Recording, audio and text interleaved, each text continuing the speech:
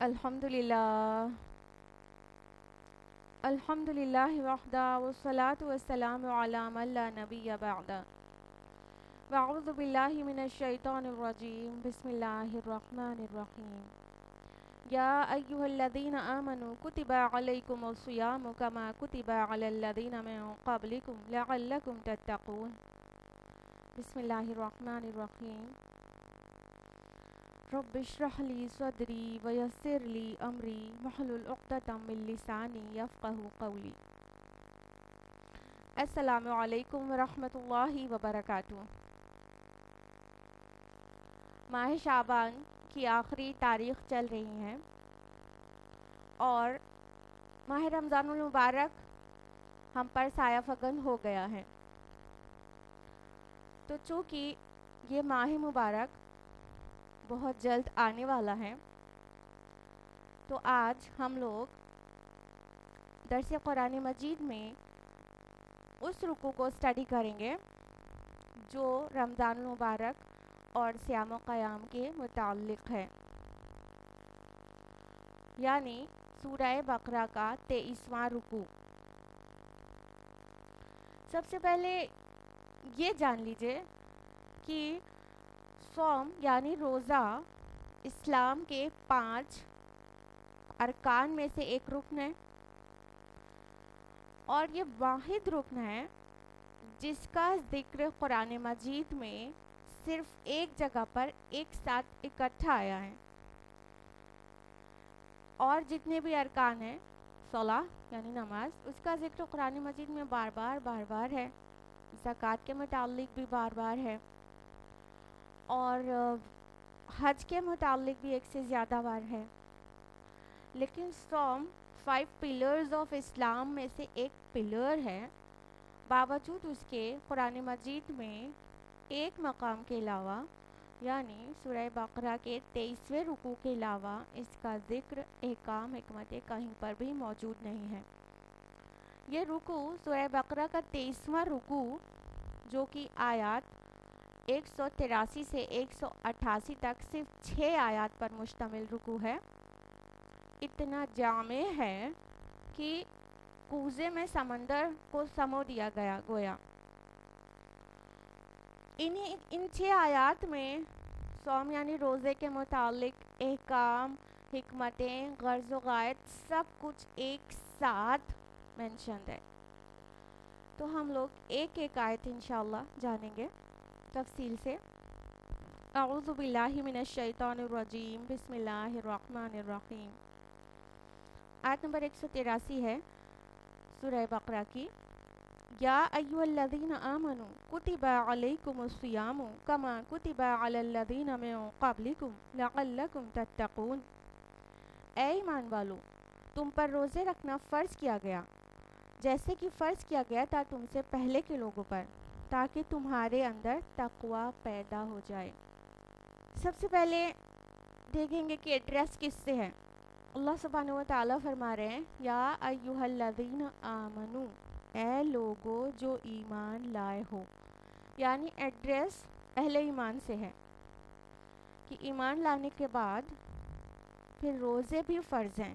فرمایا کتب علیکم الصیام، تم پر لکھ دیا گیا روزے۔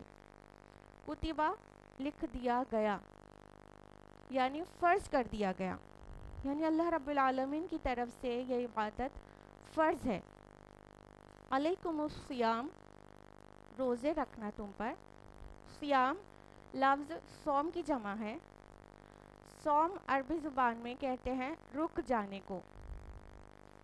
صوم کا معنی ہوتا ہے کسی چیز سے رک جانا، اور اسلامی اصطلاح میں صوم کہتے ہیں صبح صادق سے لے کر غروب آفتاب تک کھانے پینے سے رک جانا اور شہوت کے تقاضے پورے کرنے سے رک جانا۔ تو اللہ سبحانہ و تعالیٰ فرماتے تم پر روزے رکھنا فرض کر دیا گیا ہے، لکھ دیا گیا ہے، جیسا کہ تم سے پہلے کے لوگوں پر فرض کیا گیا تھا۔ اس سے پتہ چلتا ہے کہ صوم وہ عبادت ہے جو تمام انبیاء کی امت پر فرض رہی ہے، آدم سے لے کے محمد رسول اللہ صلی اللہ علیہ وسلم تک تمام نبی تمام رسولوں کی امت پر روزے کی عبادت بھی فرض رہی ہے۔ فرمایا لعلکم تتقون، تاکہ تمہارے اندر تقوی پیدا ہو جائے۔ تقوی لفظ وقا یقی سے ہے۔ وقا یقی کا معنی ہوتا ہے بچنا۔ تقوی کا معنی ہوا کہ بچنا، یہ تو لٹرل میننگ ہو گئی، لیکن اسلامی اصطلاح میں تقوی کہتے ہیں بچنے کو اللہ تعالیٰ کی نافرمانی سے، ہر گناہ، ہر معصیت سے، گناہوں سے، نفس کی شرارت سے، ان سب چیزوں سے بچ جانے کا نام ہے تقوی۔ تقوی کا لغوی معنی ڈرنا نہیں ہوتا، بچنا ہوتا ہے۔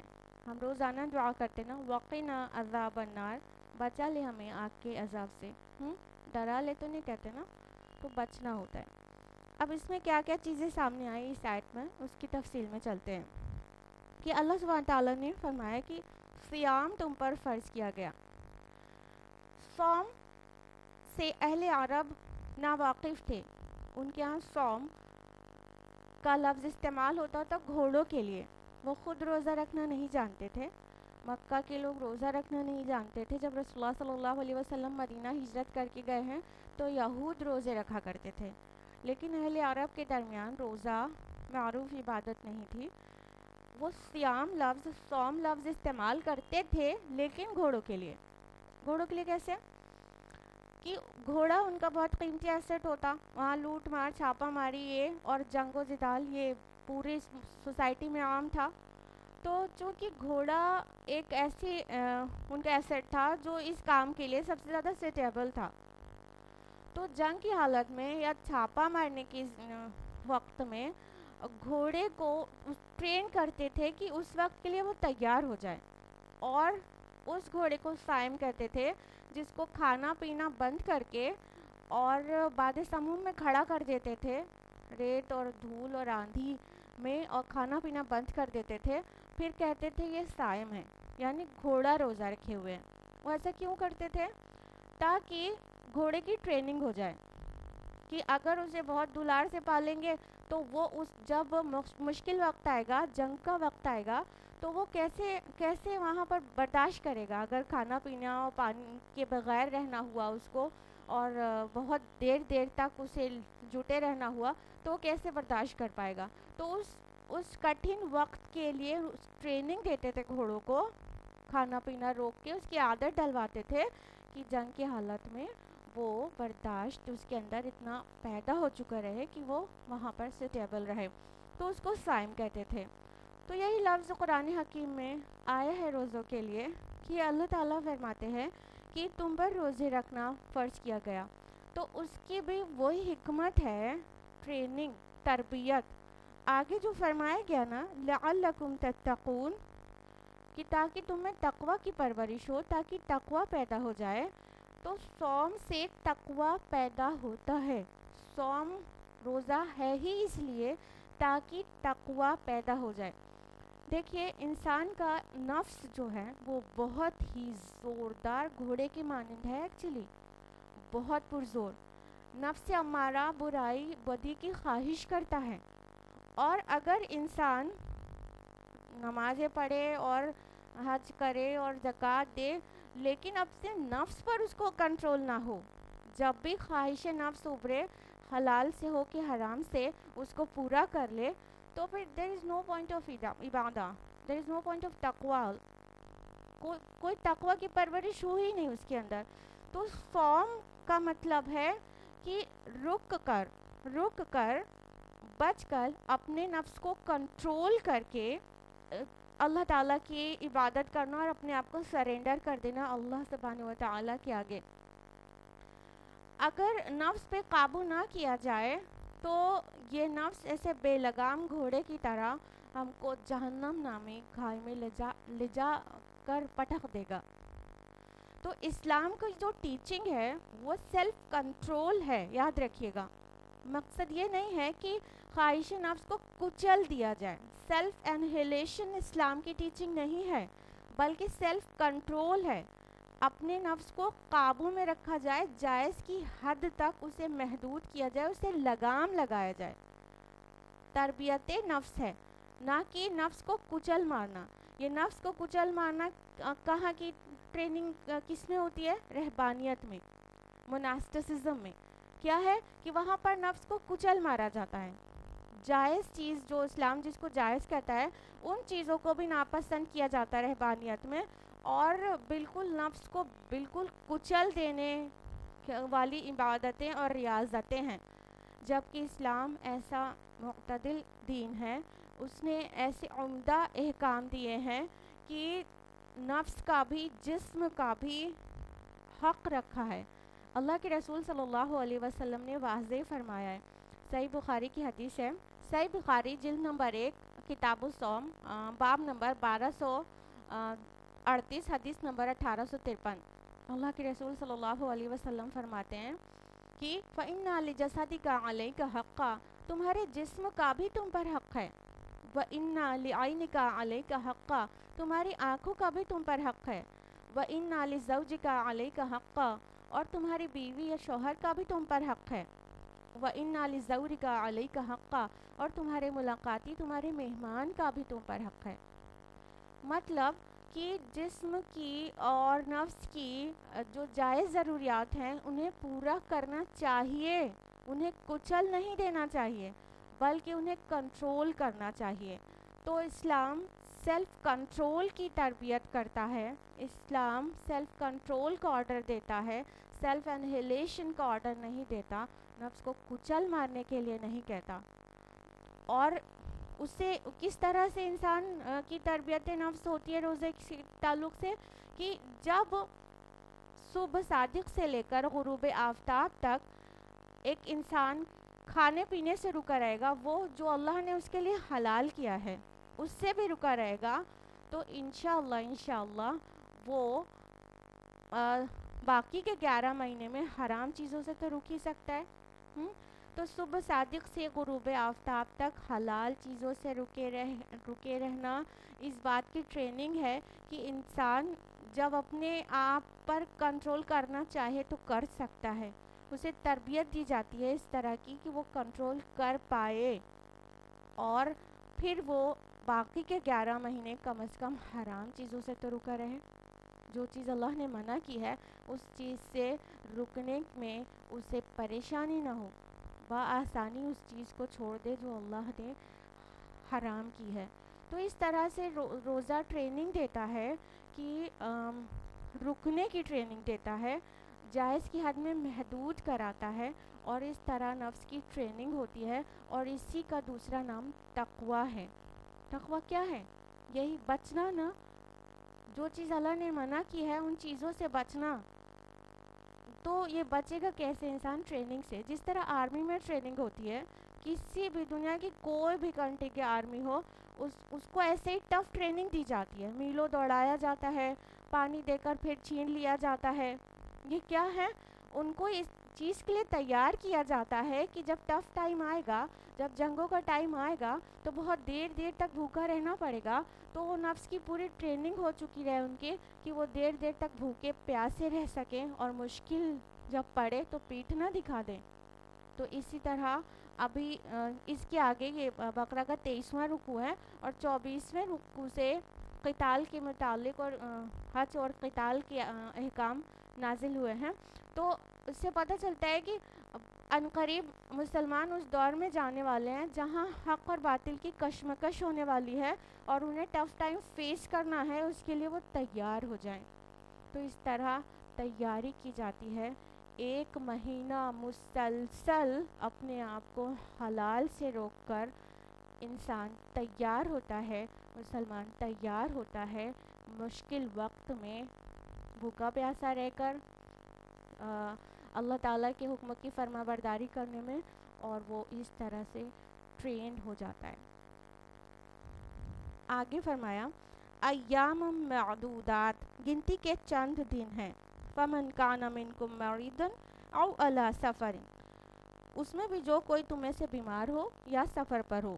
فعدۃ من ایام اخر، تو وہ تعداد پوری کرے دوسرے دنوں میں. وعلی الذین یطیقونہ فدیۃ طعام مسکین، اور جو اس کی طاقت رکھتے ہوں پھر بھی روزہ نہ رکھیں، ان پر فدیہ ہے ایک مسکین کو کھانا کھلانا۔ فمن تطوع خیرا فہو خیر اللہ، اور جو اپنی مرضی سے کوئی خیر کرنا چاہے تو اس کے لیے خیر ہے۔ وَأَن تَصُومُوا خَيْرٌ لَكُمْ إِن كُنتُمْ تَعْلَمُونَ، اور روزہ رکھو تو یہ تمہارے لیے بہتر ہے اگر تم جانو۔ فرمایا گنتی کے چند دن ہیں، ایام معدودات۔ معدودات جمع قلت ہے جو کہ 3 سے لے کر 9 تک کے لیے آتی ہے۔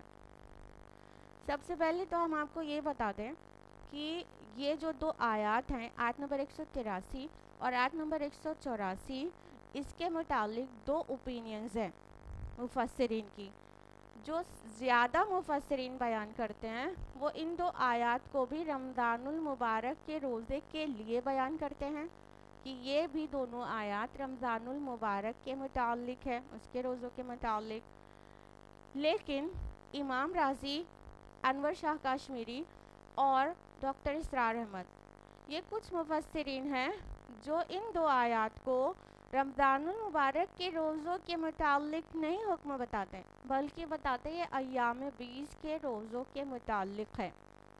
اکارڈنگ ٹو امام رازی کہ ایام 20 کا جو روزہ اس سے پہلے فرض ہوا کرتا تھا جب رمضان کے روزے فرض ہوئے، ایک دم سے حکم نہیں آیا رمضان کے روزے 1 مہینے کے روزے کو فرض کرنے کا، بلکہ ہر مہینے کے 3 دن کے روزے فرض ہوا کرتے تھے، جس کو رسول اللہ صلی اللہ علیہ وسلم نے بعد میں بھی پریکٹس کیا اور یہ سننا بعد تک ہے ہمیشہ اب تک۔ ایام 20 کون کون سے دن ہیں؟ جو لیونر کیلنڈر ہوتا ہے، چاند کی 13، 14 اور 15 تاریخ، یعنی جب مون فل ہوتا ہے، فل مون تو 14 کو ہوتا ہے، تو 13 اور 14 اور ادھر 15، تو یہ فل آلموسٹ فل مون ہوتا ہے، اس میں اس کی جو راتیں ہوتی ہیں وہ چاندنی ہوتی ہیں، تو اس کو ایام 20 کہتے ہیں، چاندنی راتوں والا دن، ٹھیک ہے۔ تو ان 3 دنوں کو رسول اللہ صلی اللہ علیہ وسلم بعد میں بھی روزہ رکھا کرتے تھے، لیکن کچھ اسکالرز کے نزدیک یہ ایام 20 کے روزوں کے فرضیت پہلے آئی ہے، پھر کم از کم 1 سال کے بعد رمضان کے روزوں کی فرضیت کا حکم آیا، جو کہ آیت نمبر 185 میں ہے۔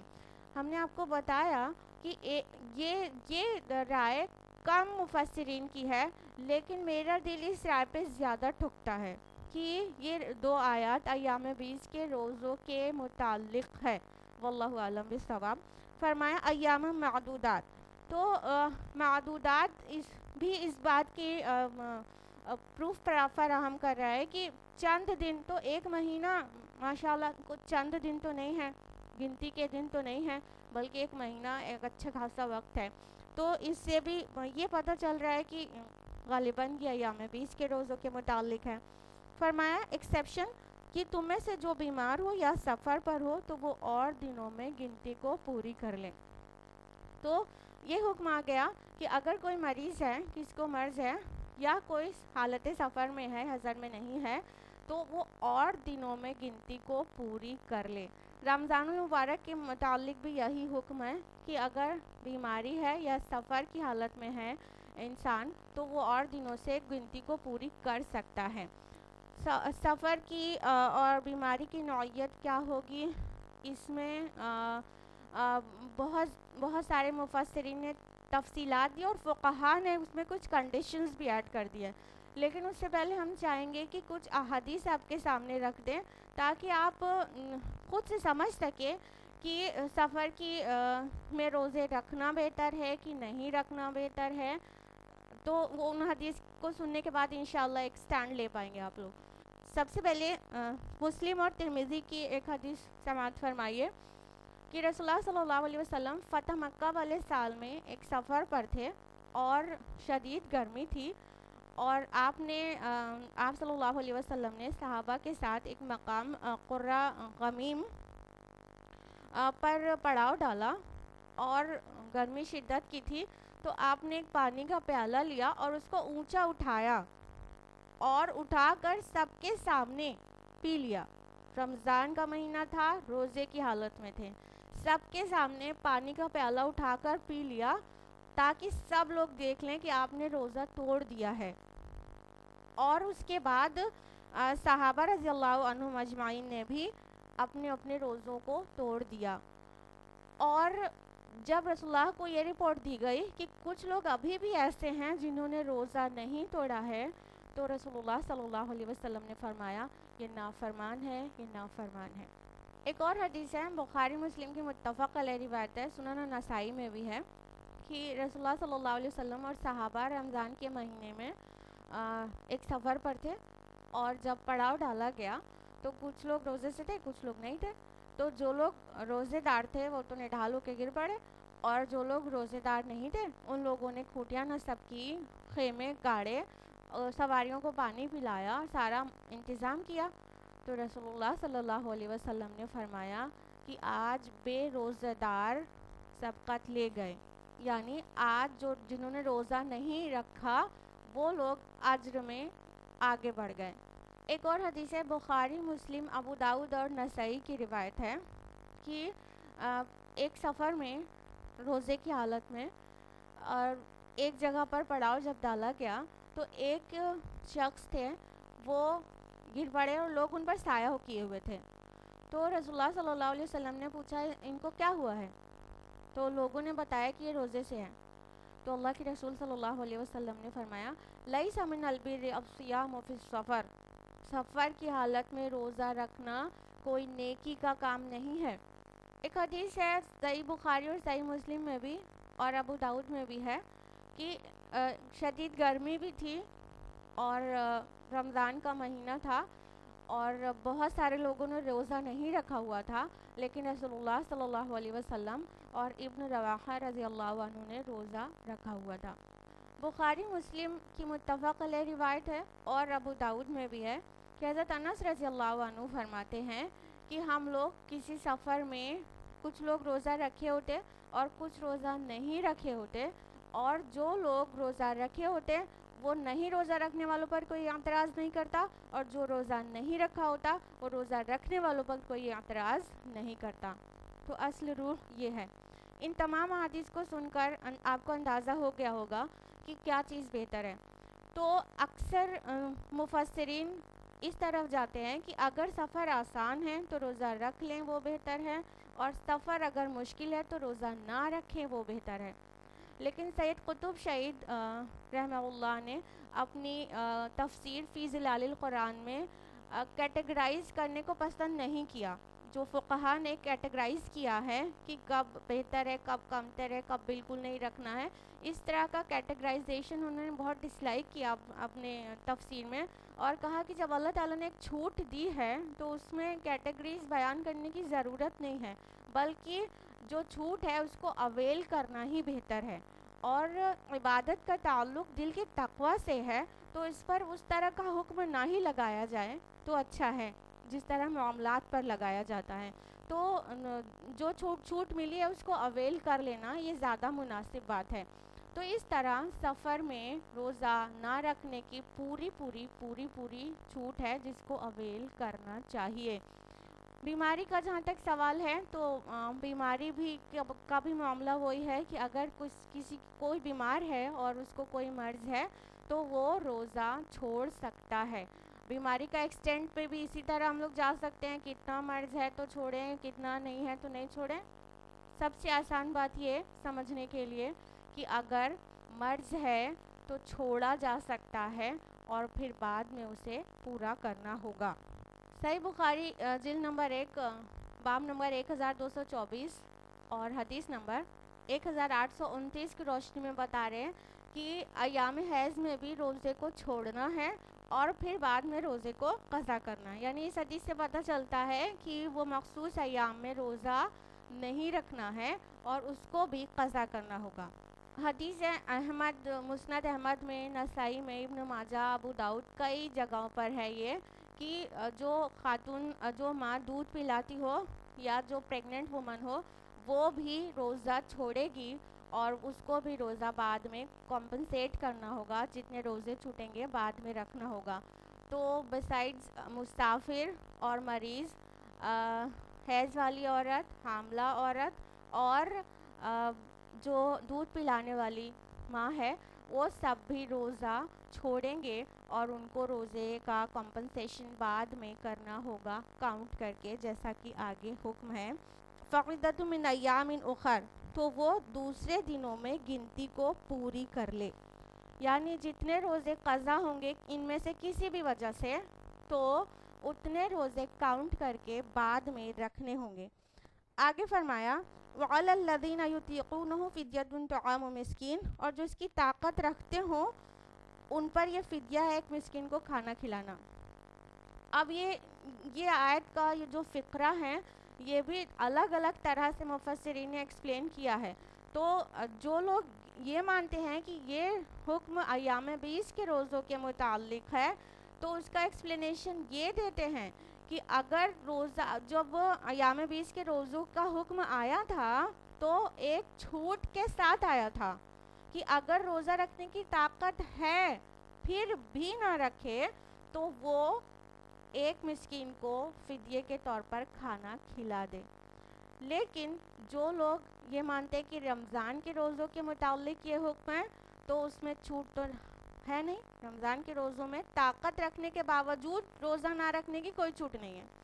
तो रमज़ान के रोज़ों के मुताल्लिक जो इस आयत को कंसिडर करते हैं उनके मुताबिक युतीक़ूनहु जो लफ्ज़ है वो है फ़िद्ये के मुताल्लिक, यानी जो फ़िद्या देने की ताकत रखते हों वो लोग फ़िद्या दे दें मिस्कीन को एक को, और अगर एक से ज़्यादा को दे दें तो उनके लिए बेहतर है, जैसा कि आगे आया फ़मन ततअव्वा खैरन फ़हुवा खैरुल लह, जो अपनी मर्ज़ी से कोई खैर करना चाहे तो उसके लिए खैर है।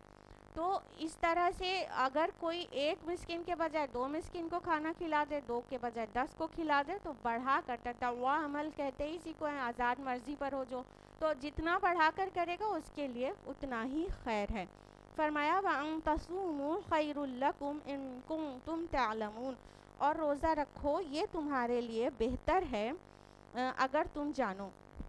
तो अगर इसको मान के चले कि अय्याम 20 के रोज़े के मुताल्लिक हुक्म है, तो इसका एक्सप्लेनेशन क्या होगा कि अगर ताकत है तो भी छूट थी, पहले छूट के साथ फर्जियत की गई अकॉर्डिंग टू इमाम राजी रहमहुल्लाह कि छूट जो फर्जियत है वो छूट के साथ है, तो फर्जियत छूट के साथ है तो ताकत होने के बावजूद भी रोज़ा ना रखे तो एक मिस्कीन को खाना खिला दे।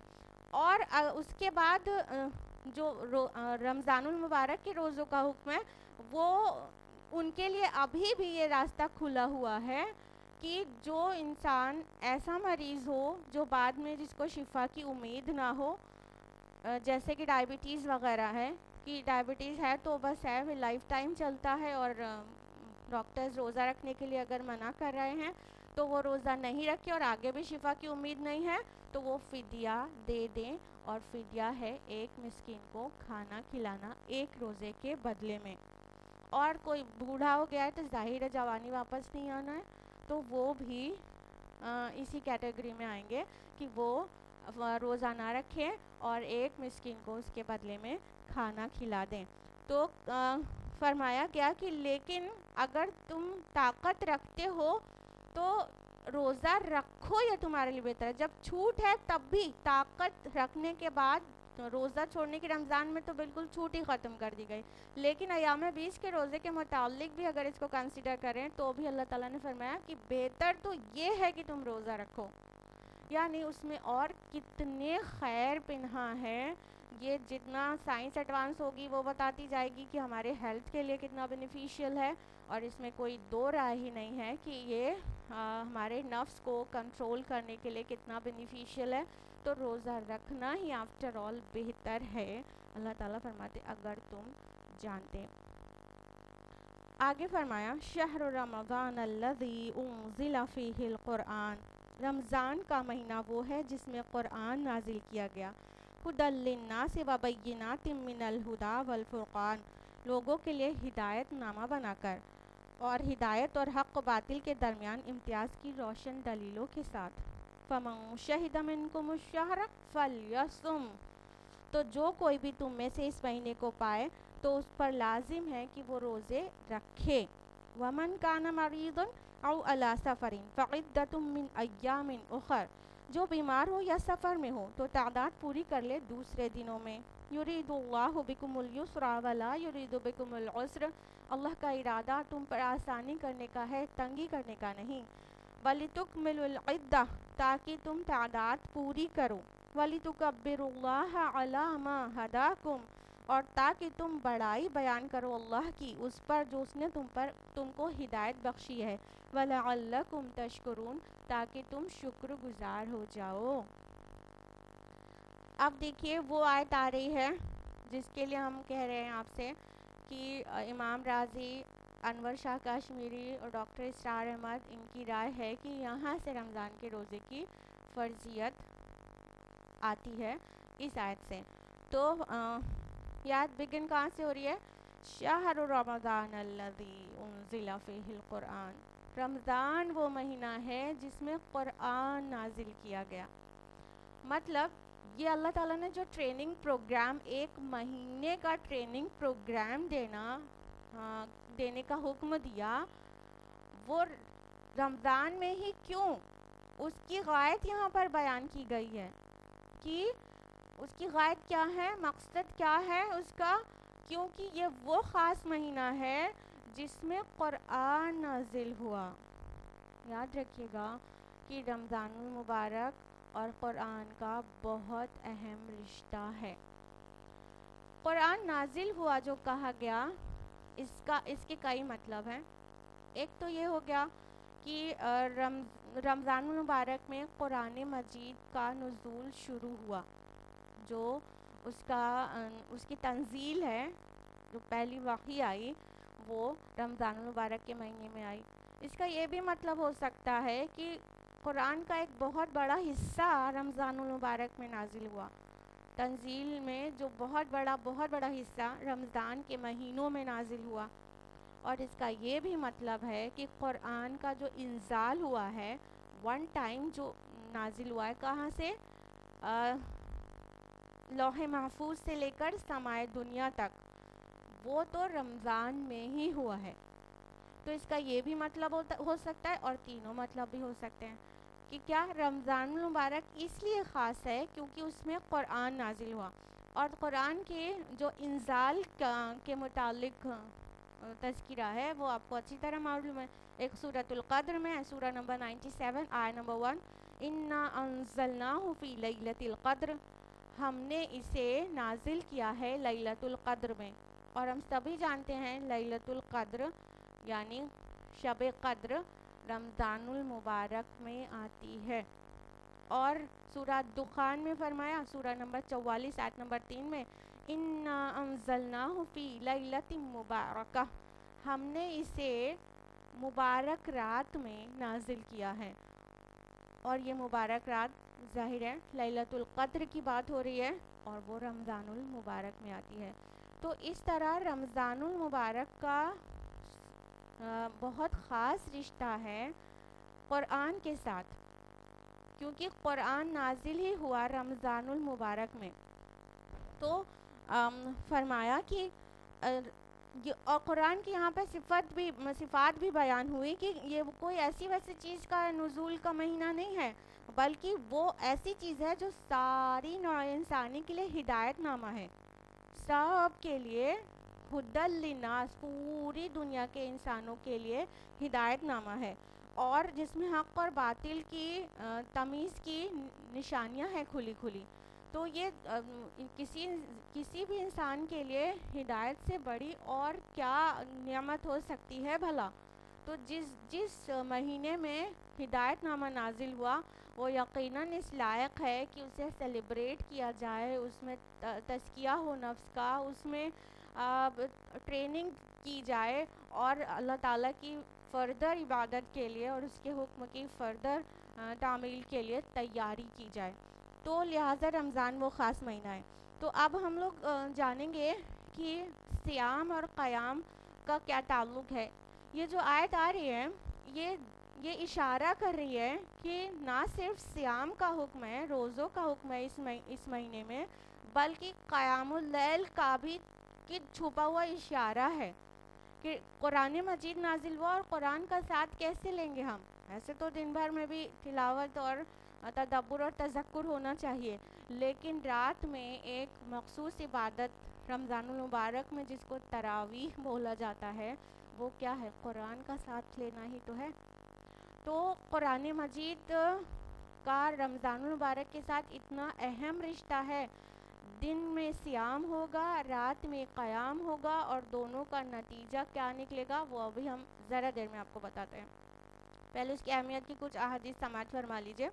مسند احمد اور طبرانی کی روایات میں ہے کہ الصیام والقرآن یشفعان للعبد، روزہ اور قرآن بندے کے حق میں سفارش کریں گے۔ روزہ کہے گا اے اللہ رب العالمین، اس نے میری وجہ سے اپنا کھانا پینا چھوڑے رکھا اور اپنی خواہشات سے باز رہا، لہٰذا اس کے حق میں میری سفارش قبول کی جائے۔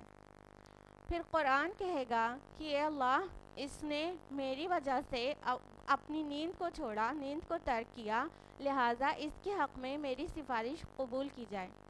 اللہ کے نبی صلی اللہ علیہ وسلم آگے فرماتے ہیں فَيُشَفَّعَانِ، اور دونوں کی سفارش قبول کی جائے گی۔ یعنی رمضان المبارک کا جو ڈول پروگرام ہے، دن میں صیام رات میں قیام کرنے کا جو نتیجہ ہوگا وہ کیا کہ بندہ روز آخرت ان دونوں کی سفارش سے بخش دیا جائے گا۔ سبحان اللہ، اللہم ربنا اجعلنا منہم۔ صحیح بخاری کی حدیث ہے، صحیح بخاری جلد نمبر 1 کتاب الصوم، باب نمبر 1253، حدیث نمبر 1884۔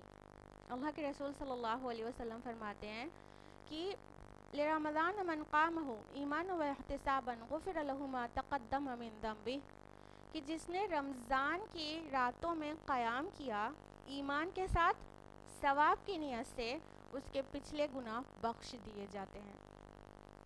اللہ کے رسول نے فرمایا کہ جس نے رمضان کی راتوں میں قیام کیا اس کے پچھلے گناہ بخش دیے جائیں گے۔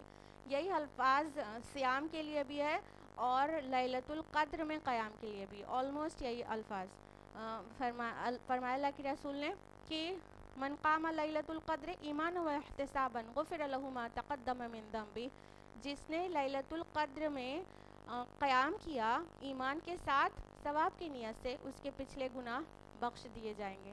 اور صوم کے لیے بھی ہے کہ جس نے رمضان المبارک میں روزے رکھے ایمان کے ساتھ ثواب کی نیت سے، اس کے پچھلے گناہ بخش دیے جائیں گے۔ تو اتنا اہم رشتہ ہے صیام و قیام کا۔ تو آئیے، اور آگے اللہ تعالیٰ فرماتے ہیں کہ ومن کانا مریضا او علی سفر فعدۃ من ایام اخر، اور جو بھی مریض ہو اور سفر کی حالت میں ہو تو اس کو گنتی اور دنوں میں پوری کرنی چاہیے۔ یرید اللہ بکم الیسر ولا یرید بکم العسر، اللہ کا ارادہ آسانی کرنے کا ہے اور سختی کرنے، تنگی کرنے کا نہیں۔ اسلام آسان دین ہے، اسلام میں کوئی ایسے کام نہیں ہے جو بندے پر اتنا ٹف ہو کہ وہ کر نہ سکے، بلکہ ہر ایک چیز میں آسانی دی گئی ہے۔ تو روزے کی فرضیت کے باوجود سفر میں ذرا سی بھی مشقت ہو روزہ چھوڑا جا سکتا ہے، اور بیماری میں ذرا سی بھی مشقت ہو روزہ چھوڑا جا سکتا ہے، بعد میں اسے کمپنسیٹ کرنا ہوگا۔ وَلِتُكْمِلُوا الْعِدَّةَ، تاکہ تم تعداد پوری کرو، وَلِتُكَبِّرُوا اللَّهَ عَلَى مَا هَدَاكُمْ، اور تاکہ تم بڑائی اللہ کی بیان کرو اس پر جو اس نے تم کو ہدایت دی ہے، وَلَعَلَّكُمْ تَشْكُرُونَ، اور تاکہ تم شکر گزار ہو جاؤ۔ اب ہم لوگ جانیں گے کہ ان آیات کا ہمارے نفس پر کیا اثر پڑتا ہے، ہماری نفسیات کس طرح متاثر ہوتی ہے رمضان کے ڈول پروگرام سے، یعنی صیام و قیام رمضان سے۔ دیکھیے، انسانی وجود دو چیزوں کا مرکب ہے، تھوڑا نفسیاتی بات ہے، دو چیزوں کا مرکب ہے۔ ایک اس کا وجود حیوانی جو کہ مٹی سے بنا ہوا ہے جسم اس کا، اور دوسرا ہے اس کا روحانی وجود جو کہ اللہ تعالیٰ نے اس کے اندر اپنی روح پھونکی ہے۔ فَإِذَا تَوَّيْتُ وَنَفَخْتُ فِيهِ مِن رُّوحِي فَقَعُوا لَهُ سَاجِدِينَ، جب میں اسے پورا بنا چکوں اور اب اپنی روح میں سے پھونک دوں، مِن رُّوحِي، اللہ تعالیٰ فرماتے ہیں میں اپنی روح میں سے پھونک دوں، تو تم سب اس کے آگے سجدے میں گر جانا. تو اس سے پتہ چلا کہ آدم علیہ السلام کو اللہ تعالیٰ نے مٹی سے بنایا. یہ ہمارا جسمانی وجود ہے صرف, اور اس میں اللہ تعالیٰ نے روح پھونکی ہے اپنی, تو ہمارا ایک روحانی وجود بھی ہے. تو جو ہم سال بھر انسانوں کا طرز عمل کیا ہوتا ہے کہ وہ گناہ پر گناہ, نفس کی خواہشات کے پیچھے بھاگتا رہتا ہے, غلطیاں کرتا رہتا ہے, گناہ کرتا رہتا ہے, جس سے کیا ہوتا ہے کہ نفس بالکل حاوی ہو جاتا ہے. اور پھر وہ جو روح ہے جس کا مسکن قلب ہے, وہ اس کے اندر دب کر بہت ہی زیادہ ادمری ہو جاتی ہے. تصور میں لائیے اپنے کہ قلب ہے, قلب, اور اس کے اندر روح ہے, اس کا مسکن روح ہے, روح قلب کے اندر ہے. اور وہ حدیث سب کو پتہ ہوگی کہ جب بھی کوئی گناہ کرتا ہے تو ایک سیاہ نقطہ اس کے قلب پر لگ جاتا ہے, اور توبہ کرتا ہے تو وہ نقطہ صاف کر دیا جاتا ہے, اور اگر توبہ نہیں کرتا تو ایک ایک ایک ایک ایک ایک نقطہ لگتے لگتے پورا قلب سیاہ ہو جاتا ہے. تو پھر کیا ہوتا ہے کہ روح جو ہے اندر گھٹن محسوس کرتی ہے, بہت گھٹن محسوس کرتی ہے. تو یہ اگر توبہ نہیں ہوتی تو پھر رمضان المبارک آتا ہے 11 مہینوں کے بعد. پھر بندہ کیا کرتا ہے کہ کھڑا ہوتا, دن میں روزہ رکھ کے اپنے نفسانی خواہشات کو لگام لگاتا ہے, اسے کنٹرول کرتا ہے, جس سے جو نفس کا بوجھ تھا روح کے اوپر وہ ہلکا پڑتا ہے, وہ ہلکا ہوتا ہے. اور اندر جو روح ہے اس کو فردر تقویت ملتی ہے رات کے قیام سے. جب بندہ رات میں اپنے رب کے حضور کھڑا ہو کر قرآن مجید کی تلاوت کرتا ہے, قرآن مجید پڑھتا ہے جو کہ کلام ربانی ہے. یہ روح بھی کہاں سے آئی ہے؟ اللہ تعالیٰ کے پاس سے آئی ہے. اور یہ قرآن مجید بھی کہاں سے آیا ہے؟ اللہ تعالیٰ کے پاس سے آیا ہے. تو روح ربانی ہے, تو قرآن کلام ربانی ہے. تو جب کلام ربانی کی اس کے اوپر بارش ہوتی ہے تو پھر وہ جو میل کچیل اور گندگی تھی نفس کی قلب کے اوپر وہ صاف ہوتی ہے, اور اندر سے روح کو ایک حیات تازہ ملتی ہے, وہ پھر سے زندہ ہو جاتی ہے. کیونکہ وہ 11 مہینہ گناہوں کے بوجھ سے وہ بہت ادمری ہو جاتی ہے, اور رمضان کے ڈوئل پروگرام سے, دن کے روزوں سے نفس کا بوجھ ہلکا ہوتا ہے, اور رات کے قیام سے جس میں قرآن مجید پڑھا جاتا ہے, کلام ربانی کی بارش ہوتی ہے اس کے اوپر, تو وہ بالکل جو نیم مردہ تھی وہ بالکل ہوش میں آ جاتی ہے. آگے فرمایا وَلِتُكَبِّرُوا اللَّهَ عَلَى مَا هَدَاكُمْ, تو تم اللہ کی کبریائی بیان کرو جس طرح اس نے تم کو ہدایت دی ہے. تو اس کا جو مظہر ہے وہ کس طرح ہوتا ہے کہ ایک پورا مہینہ روزہ رکھنے کے بعد دن میں اور رات کے قیام کے بعد پھر جب مساجد کو نکلتے ہیں مسلمان تو تکبیر ان کی زبان پر ہوتی ہے, اللہ اکبر لا الہ الا اللہ واللہ اکبر وللہ الحمد. یہ اس کا مظہر ہے کہ وہ پورے ایک مہینہ جو ٹریننگ ملی اس کے لیے وہ تیار ہو گئے کہ ہر گلی, ہر کوچہ, ہر سڑک گونج جاتی ہے اللہ اکبر سے, تکبیر سے.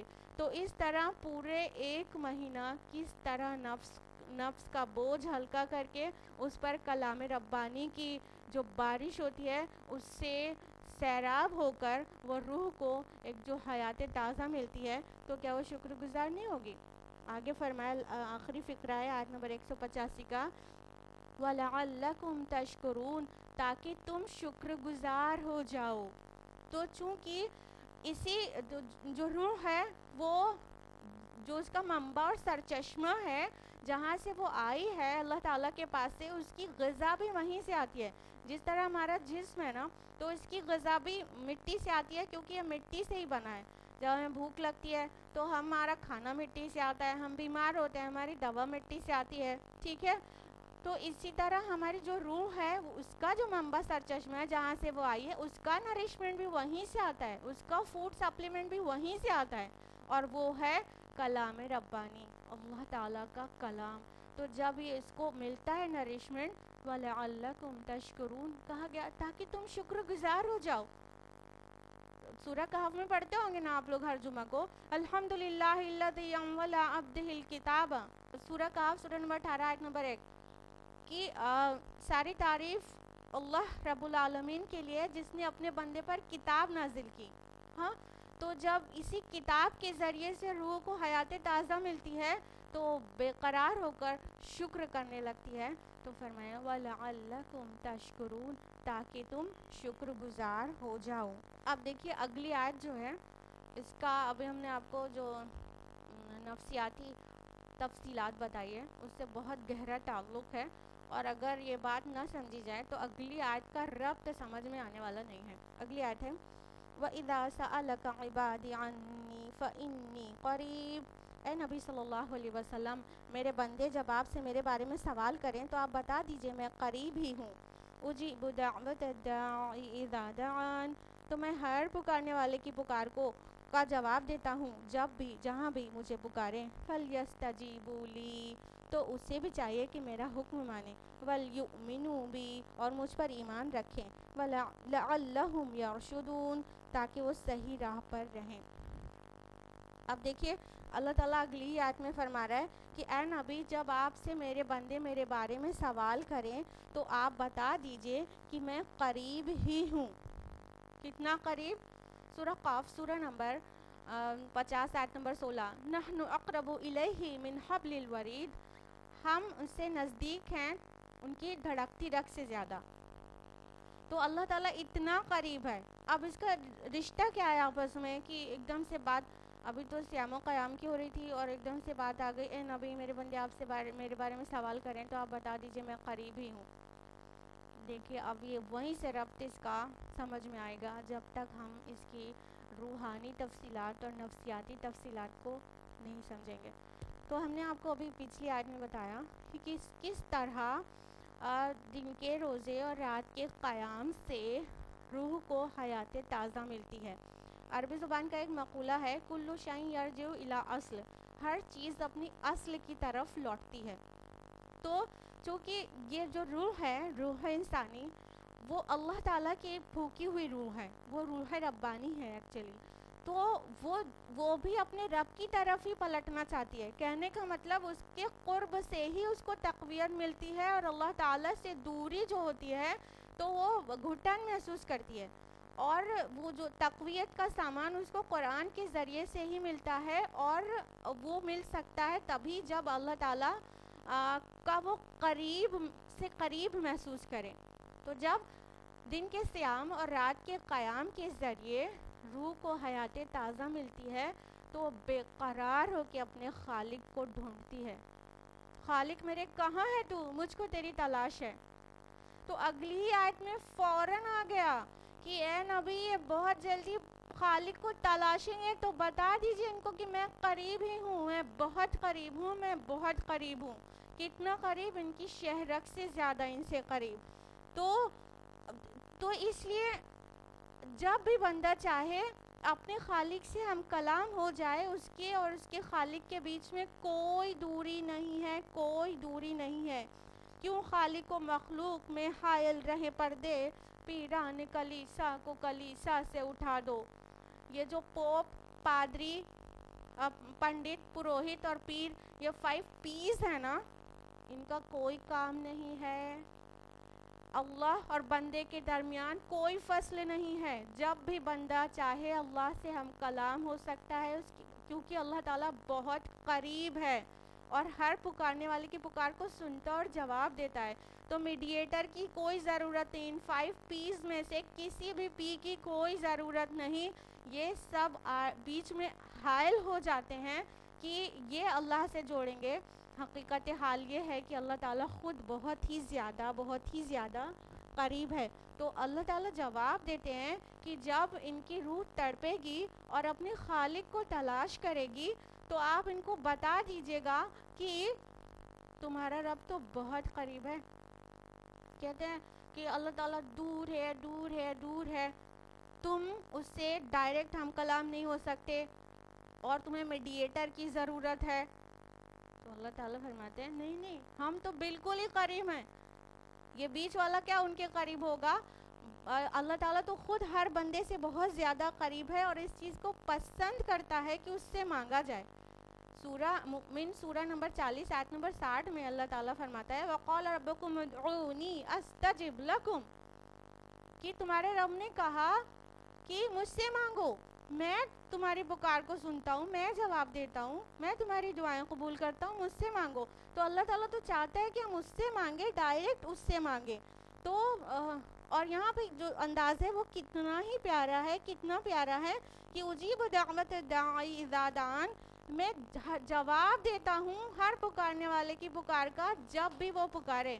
غور کرنے کی بات یہ ہے کہ یہاں پہ یہ نہیں کہا گیا جب پکارنے والا پکارتا ہے تو میں جواب دیتا ہوں. کتنا پیارا، شفقت بھرا، رحمت بھرا اور محبت میں ڈوبا ہوا انداز ہے کہ اجیب دعوت الداعی، میں جواب دیتا ہوں. اللہ تعالیٰ پہلے جواب دینے کو بول رہا ہے، میں جواب دیتا ہوں جب بھی وہ پکارتے ہیں. یعنی اللہ تعالیٰ تیار بیٹھا ہے، تم مجھے پکارو تو صحیح، میں جواب دیتا ہوں. اور جب کہیں جہاں کہیں پکارو ہر جگہ میں جواب دینے کے لیے تیار بیٹھا ہوں.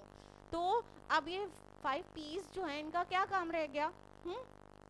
پوپ، پادری، پنڈت، پروہت، پیر، ان کا کیا کام رہ گیا؟ اللہ تعالیٰ خود بندے سے بہت قریب ہے. اور جو کہتے ہیں نا دور ہے، ایسے کیسے دور ہے؟ اللہ تعالیٰ خود کہتے ہیں قریب ہے. اب آپ دیکھیے گا کہ وہ سورج ہے، بہت دور ہے نا سورج. کتنا دور ہے؟ 150.32 ملین کلومیٹرز، یعنی 1,50,00,000 کلومیٹر سورج دور ہے زمین سے. لیکن جو سن ریز وہاں سے چلتی ہے نا، اس زمین پہ جو پہنچتی ہے اس کے درمیان کوئی فاصلے نہیں ہوتا نا، آخر وہ اتنی دور سے یہاں ڈائریکٹ پہنچ جاتی ہے نا. تو اللہ تعالیٰ اور بندے کے درمیان بھی کوئی فصل نہیں ہے، کوئی چیز، کوئی میڈیٹر کی ضرورت نہیں ہے. اللہ تعالیٰ خود بندے کی پکار کو سنتا ہے اور جواب دیتا ہے. فرمایا کہ میں جواب دیتا ہوں جب بھی وہ مجھے پکارے. اور اس کا ایک انداز ہے، اللہ کی ایک سنت ہے، فَلْيَسْتَجِيبُوا لِي وَلْيُؤْمِنُوا بِي، بس اسے بھی چاہیے کہ میرا کہا مانے اور مجھ پر ایمان رکھے. بس ایک چھوٹی سی شرط ہے کہ بندہ بھی اللہ کی بات مانے، اس کے حکم کو بجا لائے، اس پر ایمان رکھے، یقین رکھے. یہ اللہ اور بندے کے درمیان بائیلیٹرل تعلق ہے، ون وے ٹریفک نہیں ہے کہ بس بندہ چاہے کہ وہ جو مانگتا ہے اسے ملتا چلا جائے اور وہ رب کی ایک بھی نہ مانے. نہیں، فَاذْكُرُونِي أَذْكُرْكُمْ، تم میرا ذکر کرو گے تو میں تمہارا ذکر کروں گا. سورہ بقرہ کی آیت نمبر 152، ان تنصروا اللہ ینصرکم، تم اللہ کی مدد کرو گے تو اللہ تمہاری مدد کرے گا. سورہ محمد سورہ نمبر 47 آیت نمبر 7. یہ اللہ اور بندے کے درمیان بائیلیٹرل تعلق ہے. تو تم اللہ کی مانو گے تو اللہ تعالیٰ تمہاری دن اینڈ دیر سنے گا. لیکن تم چاہو کہ تم اپنی خواہش نفس کو اپنا کے غلام بنے رہو اور پھر رب تمہاری سنتا رہے، تو ایسا نہیں ہوتا، ایسا نہیں ہوتا. رب کی مانے جاؤ تو اللہ تعالیٰ تمہاری سنے گا، اور ساتھ میں اس کا جو نتیجہ تمہیں برآمد ہوگا قیام و قیام کا، وہ اصل میں رب کا قرب ہوگا. ایک بہت پیاری حدیث ہے، صحیح بخاری جلد نمبر 1 کتاب الصوم باب نمبر 1193 حدیث نمبر 1786. اللہ کے رسول صلی اللہ علیہ وسلم فرماتے ہیں کہ اللہ تعالیٰ فرماتا ہے، یعنی حدیث قدسی ہے، کل عمل ابن آدم اللہ، ابن آدم کا ہر عمل اس کے لیے ہے، الا الصیام، سوائے روزوں کے، فإنہ لی، پس وہ میرے لیے ہے، وأنا أجزی بہ، اور میں ہی اس کا بدلہ دوں گا. اللہ تعالیٰ فرما رہے ہیں ابن آدم کا ہر عمل اس کے لیے ہے، سوائے روزوں کے، وہ میرے لیے ہے. اللہ تعالیٰ روزے کو خاص بتا رہا ہے، خاص بتا رہا ہے، اور کہہ رہا ہے میں ہی اس کا بدلہ دوں گا. اگر وانا اجزی بہ کا اعراب چینج کر کے وانا اجزا بہ پڑھا جائے، جس کی پوری گنجائش ہے، تو اس کا مطلب ہو جائے گا اور میں ہی اس کا بدلہ ہوں. تو اس کا کیا مطلب ہوگا کہ وہ بندہ جب دن بھر روزے رکھ کر اپنے رب کے فرما برداری کرتا ہے، تو وہ نفس کی خواہشات پہ اتنا کنٹرول کر لے جاتا ہے کہ الٹیمیٹلی اللہ تعالیٰ اس کے قریب آ جاتا ہے، اس کو اللہ نصیب ہو جاتا ہے، اس کو اللہ کا قرب نصیب ہو جاتا ہے۔ اللہ تعالیٰ کہہ رہے ہیں میں ہی اس کا بدلہ ہوں۔ ہر عمل کو روزے سے بالکل الگ کر دیا اللہ رب العالمین نے کہ اس کا بدل میں ہوں۔ تو صیام و قیام رمضان کا بدل ہے قرب الہی۔ سبحان اللہ، جو اللہ سے قریب ہو بھلا اس کے اندر تقوی کیسے نہ ہوگا؟ انفیکٹ جس کے اندر تقوی ہوگا وہ اللہ سے قریب ہوگا۔ اسی آیت میں آگے فرمایا لعلہم یرشدون، تاکہ وہ صحیح راہ پر آ جائیں، یعنی کہ یہی طریقہ ہے رشد و ہدایت پانے کا، یہی راستہ ہے۔ اب اگلی آیت ہے آیت 187، فرمایا اللہ تعالیٰ نے احل لکم لیلۃ الصیام الرفث الی نسائکم، حلال کر دیا گیا ہے تمہارے لیے روزے کی راتوں میں بے حجاب ہونا اپنی بیویوں سے۔ ہن لباس لکم وانتم لباس لہن، وہ تمہاری پوشاک ہیں، تمہارا لباس ہیں اور تم ان کے لباس ہو۔ علم اللہ انکم کنتم تختانون انفسکم، اللہ کے علم میں ہے کہ تم اپنے آپ کے ساتھ خیانت کر رہے تھے۔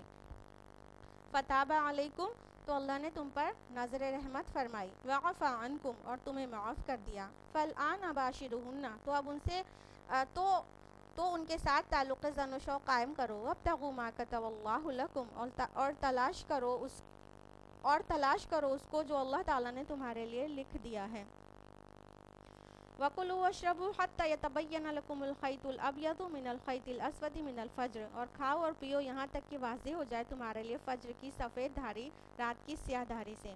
ثُمَّ أَتِمُّوا الصِّيَامَ إِلَى اللَّيْلِ، پھر رات تک روزے کو پورا کرو۔ وَلَا تُبَاشِرُوهُنَّ وَأَنْتُمْ عَاكِفُونَ فِي الْمَسَاجِدِ، اور ان سے مباشرت مت کرو جب تم مسجدوں میں اعتکاف کی حالت میں ہو۔ تِلْكَ حُدُودُ اللَّهِ فَلَا تَقْرَبُوهَا، یہ اللہ کی مقرر کی ہوئی حدود ہیں، پس ان کے قریب مت جاؤ۔ کذالک یبین اللہ آیاتہ للناس، اسی طرح اللہ واضح کرتا ہے اپنی نشانیاں لوگوں کے لیے، لعلہم یتقون، تاکہ وہ تقوی کی روش اختیار کریں۔ لمبی آیت ہے آیت 187، اور اس میں احکام ہے صوم کے متعلق، روزوں کے متعلق احکام ہے۔ سب سے پہلے فرمایا گیا حلال کر دیا گیا تمہارے لیے روزے کی راتوں میں بے حجاب ہونا اپنی بیویوں سے۔ اصل میں یہود کا روزہ رات سے ہی شروع ہو جاتا تھا، وہ روزہ افطار کر کے اور روزہ اگر سو جاتے ہیں تو ان کا روزہ شروع ہو جاتا، یہ شریعت موسوی میں تھا۔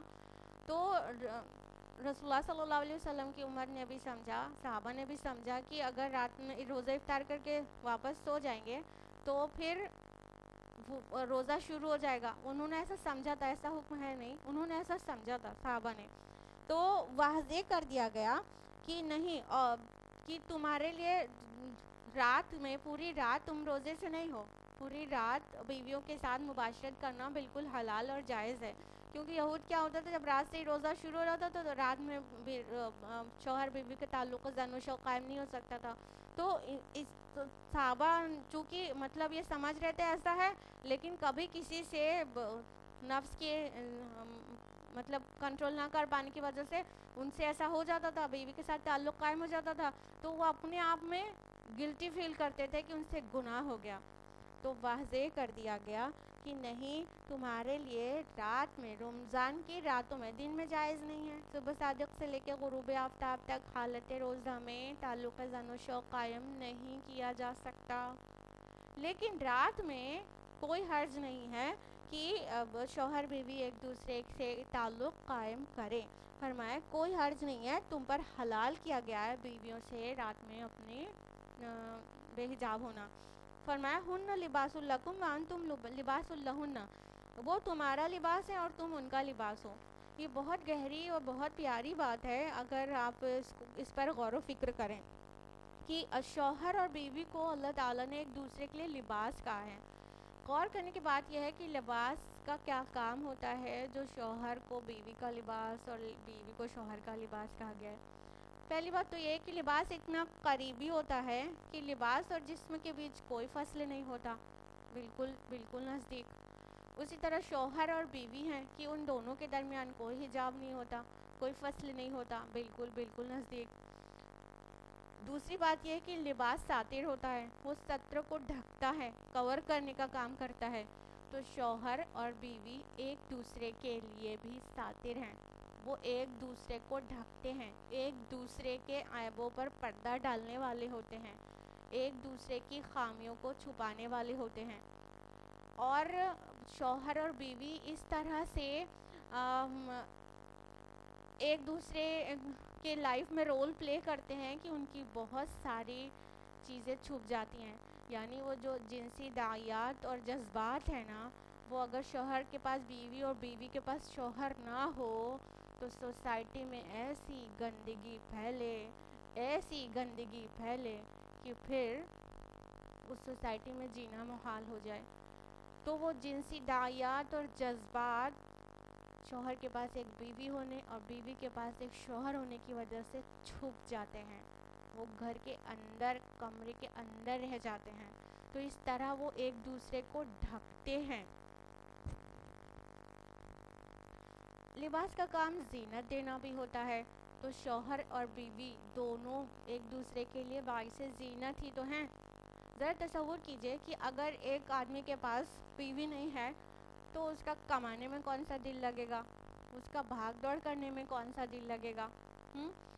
اور اگر کسی کے پاس شوہر نہیں ہے تو اسے ایک عورت کے پاس تو اس کو سجنا سنورنا، گھر کو سجانا، پورے گھریلو زیب و زینت، ساری چیز، کہیں کسی چیز میں مزہ نہیں رہے گا.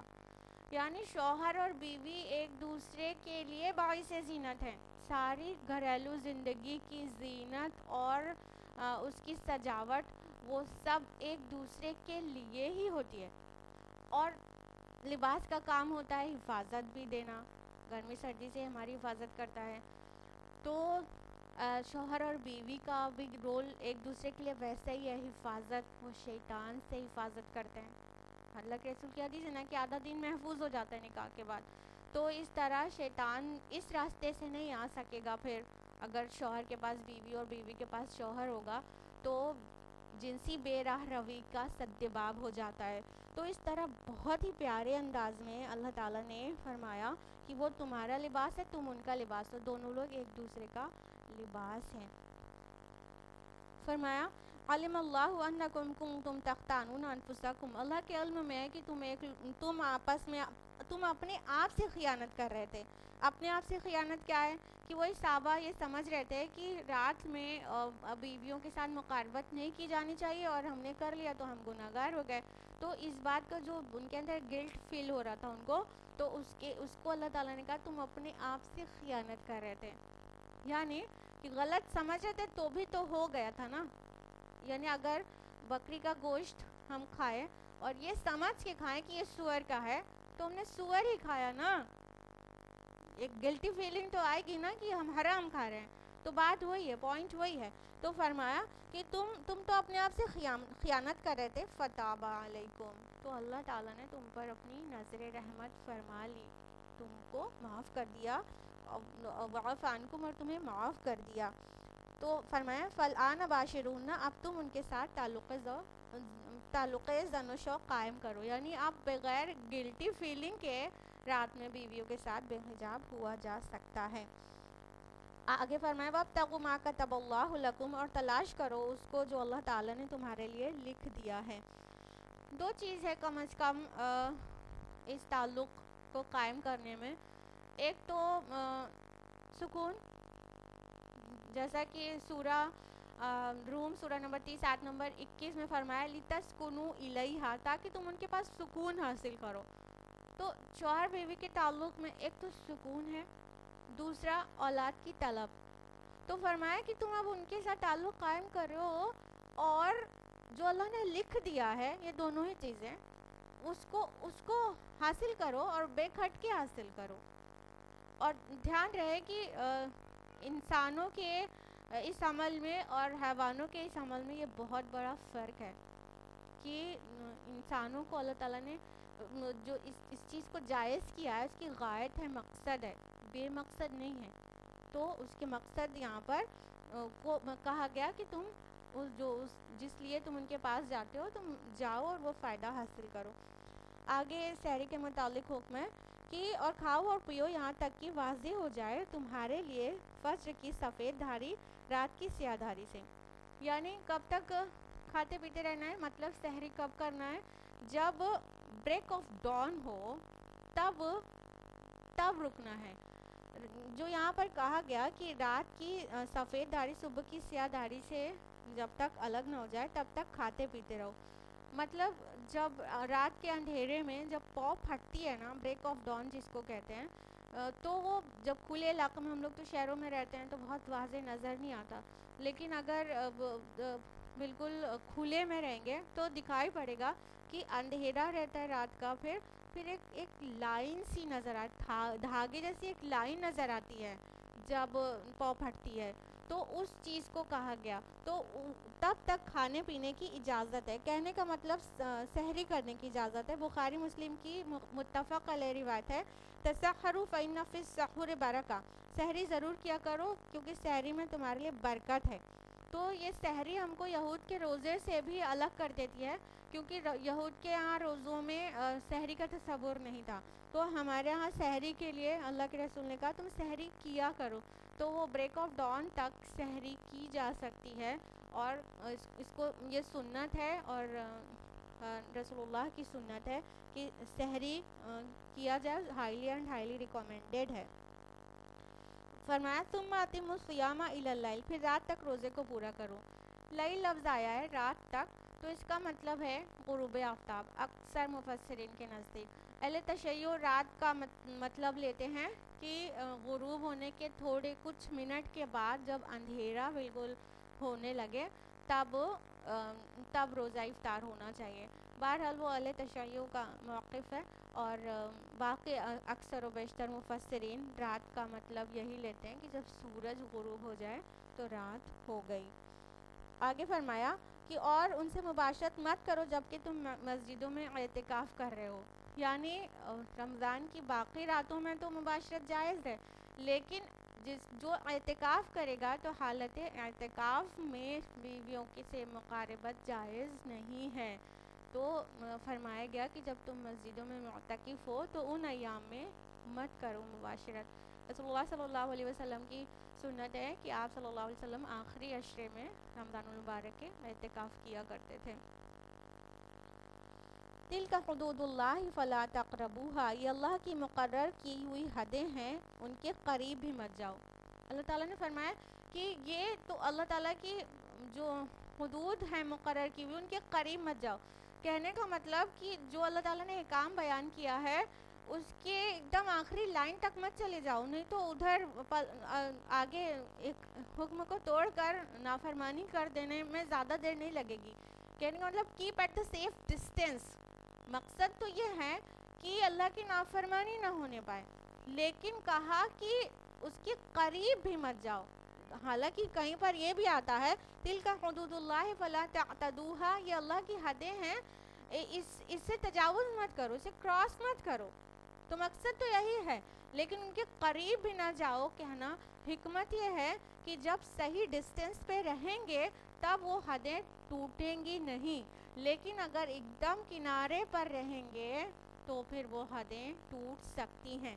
کہنے کا مطلب اعتکاف کی حالت میں بیوی سے مباشرت جائز نہیں ہے، لیکن اگر اس کے قریب جانا اور چیزیں اور جو اس سے پہلے کی چیزیں ہوتی ہیں وہ سب اگر کیا جائے تو پھر وہ حدیں ٹوٹ سکتی ہیں. تو keep at the safe distance, ایک صحیح دوری پر ہی رہا جائے تو بہتر ہے. آگے فرمایا کہ اسی طرح اللہ واضح کرتا ہے اپنی نشانیاں لوگوں کے لیے، لعلکم یتقون، تاکہ وہ تقوی کی روش اختیار کریں. یعنی اس پوری عبادت کی غرض و غایت ہی یہی ہے کہ تقوی کی پرورش ہو. آخری آیت ہے اس رکوع کی، وَلَا تَأْكُلُوا أَمْوَالَكُمْ بَيْنَكُمْ بِالْبَاطِلِ، اور تم اپنے مال آپس میں باطل طریقوں سے نہ ہڑپ کرو. وَتُدْلُوا بِهَا إِلَى الْحُكَّامِ، اور اس کو ذریعہ نہ بناؤ حکام تک پہنچنے کا. لِتَأْكُلُوا فَرِيقًا مِّنْ أَمْوَالِ النَّاسِ بِالْإِثْمِ، تاکہ تم لوگوں کا مال کچھ ہڑپ کر سکو گناہ کے ساتھ. وَأَنْتُمْ تَعْلَمُونَ، اور تم اس کو جانتے بوجھتے کر رہے ہو. اللہ تعالیٰ نے آگے فرمایا کہ تم اپنے مال کو آپس میں باطل طریقے سے ایک دوسرے کے مال کو نہ کھا جایا کرو۔ اب غور کرنے کی بات یہ ہے کہ صوم کا حکم جہاں پر چل رہا ہو، اس کی حکمتیں، اس کے آگے حرام مال کھانے سے پرہیز کرنے کی بات، اس کا آپس میں کیا کنیکشن ہے؟ ارے جو صوم ہے وہ عبادت ہی ایسی ہے جو تقوی کی پرورش کے لیے ہے، اور اگر حرام کھاتے ہوئے انسان روزے رکھے، نمازیں پڑھے، چاہے جتنی عبادتیں کرے، وہ بیس لیس ہے، کیونکہ حرام سے پرورش کیا ہوا گوشت وہ تو جہنم کے لائق ہے۔ اللہ کے رسول صلی اللہ علیہ وسلم کی حدیث ہے، مسند احمد جلد نمبر 3 صفحہ نمبر 321۔ اللہ کے رسول صلی اللہ علیہ وسلم نے فرمایا کہ جو گوشت حرام مال سے پروان چڑھا ہو وہ جنت میں نہیں جائے گا، اور حرام سے پروان چڑھے گوشت کے جہنم ہی زیادہ لائق ہے۔ تو اگر بہت ساری نمازیں پڑھے انسان، بہت سارے روزے رکھے، لیکن اس کا پیٹ میں جو رزق جاتا ہے وہ حرام طریقے سے حاصل کیا گیا ہو، تو کوئی مقصد ہی نہیں ہے پھر عبادت کا، پھر اس کے اندر تقوی تو ہے ہی نہیں، اور ایسی عبادتیں ناقابل قبول ہیں۔ یہ بات ہم صحیح مسلم جلد نمبر 3 صفحہ نمبر 43 کی روشنی میں کہہ رہے ہیں کہ عبادتیں اور دعائیں قبول نہیں ہوتی حرام کھانے والے کی۔ تو اگر عبادت کی جائے اور حرام بھی کھاتے رہا جائے تو there is no point of obedience of Allah subhanahu wa ta'ala in it۔ کوئی فرما برداری کا کوئی پہلو ہی نہیں رہ گیا، اور تقوی تو بالکل دور دراز تک کہیں ہے ہی نہیں۔ تو جو سب سے پہلی ضرورت ہے عبادتوں کی وہ ہے اکل حلال۔ حلال تو کھاؤ کم سے کم، پھر اس کے بعد عبادت کرو تو تقوی کی پرورش ہوگی۔ تو فرمایا کہ اور تم آپس میں باطل طریقے سے مال نہ کھاؤ، اور اس کو ذریعہ مت بناؤ حکام تک پہنچنے کا، یعنی رشوت دے کر دوسرے کا حق اپنے نام مت کر لو۔ یہ رشوت دینے کے خلاف آیت ہے کہ رشوت دو اور تم کسی کا مال غصب کرو، کسی کی زمین غصب کر لو، اور پھر اس کے بعد روزے رکھو اور بہت حج اور عمرے کرو، تو کوئی بھی فائدہ نہیں ہے۔ فرمایا کہ تم اس کا کچھ حصہ رشوت دے کر دوسرے کا مال ہڑپ کر لو اور جانتے بوجھتے ایسا کرو، تو پھر کوئی تقوی کی پرورش نہیں ہو رہی ہے، اور یہ ساری عبادت ہی بیس لیس ہو گئی، کیونکہ تقوی کے لیے معیار اور کسوٹی ہی ہے اکل حلال۔ جو انسان اکل حلال پر قانع ہو گیا وہ بہت بڑا عبادت گزار بندہ ہے۔ تو اس طرح یہ رکوع مکمل ہوتا ہے کہ اللہ تعالیٰ نے اس ایک رکوع میں سارے صوم اور کے احکام، حکمتیں اور ساری غرض و غائط سب کچھ ایک ساتھ سمو دیا ہے۔ تو چونکہ رمضان المبارک بالکل آنے والا ہے تو یہ بہت ریلیونٹ وقت ہے کہ ہم اس رکوع کا مطالعہ کریں اور رمضان المبارک کے لیے اپنی تیاریاں کر لیں۔ میری طرف سے آپ کو بہت ساری دعائیں کہ اللہ تعالیٰ کرے آپ کا یہ رمضان زندگی کے پچھلے سارے رمضان سے بہتر گزرے۔ اللہ تعالیٰ کرے کہ آپ کی ساری عبادتیں قبول ہو، آپ کو اللہ تعالیٰ اچھی صحت دے کہ آپ دن کے صیام اور رات کے قیام کے لیے پوری طرح سے تیار ہو جائیں، اور بہت ساری اللہ تعالیٰ کی قابل قبول عبادات کریں، اور اللہ تعالیٰ اسے قبول کرتے ہوئے ہمارے صیام کو اور ہمارے قرآن کو ہماری شفاعت کرنے والا بنا دے۔ اللہ رب العالمین ہم سب کو قرآن مجید پڑھنے، سمجھنے، عمل کرنے اور غیروں تک پہنچانے کی توفیق عطا فرمائے۔ آمین۔ وآخر دعوانا الحمد للہ رب العالمین، والسلام علیکم ورحمۃ اللہ وبرکاتہ۔